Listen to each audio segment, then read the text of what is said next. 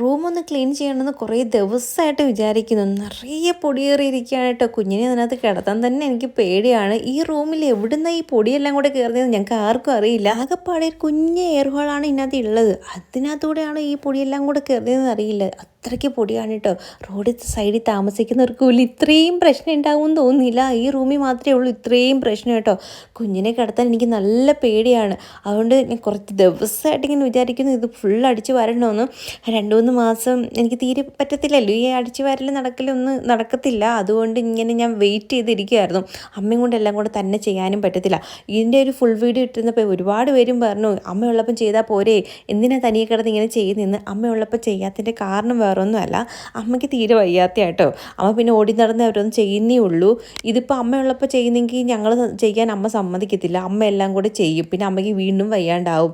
അതുകൊണ്ട് ഞങ്ങളെ കൊണ്ട് പറ്റുന്ന രീതിയിൽ ഞങ്ങൾ രണ്ടുപേരും മാത്രം അങ്ങ് ചെയ്യാമെന്ന് കരുതി. അതുകൊണ്ടാണ് അമ്മ ഇല്ലാത്തപ്പോൾ ഈ ഒരു ജോലി ചെയ്യാമെന്ന് കരുതിയത് തന്നെ.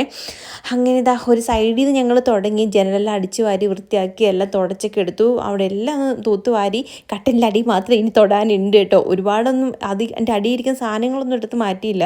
ബാക്കി എല്ലാവരും തൂത്ത് വൃത്തിയാക്കി. എല്ലാം കൂടെ ഒന്നും തീരത്തില്ല എന്ന് മനസ്സിലായതോടെ ഞങ്ങൾ അവിടെ നിർത്തി. പിന്നെ കുഞ്ഞ് കിടന്ന് കരഞ്ഞാൽ ഞങ്ങൾ ഓടിപ്പോയി എടുക്കുകയും വേണമല്ലോ. അതുകൊണ്ട് കുഞ്ഞ് ഉറങ്ങി കിടക്കുന്ന സമയത്താണ് ഇതെല്ലാം ചെയ്തത്. പിന്നെ ഓടിപ്പോയി കുളിച്ചിട്ട് വന്ന് പിന്നെ അവൾക്ക് പാലൊക്കെ കൊടുത്തു.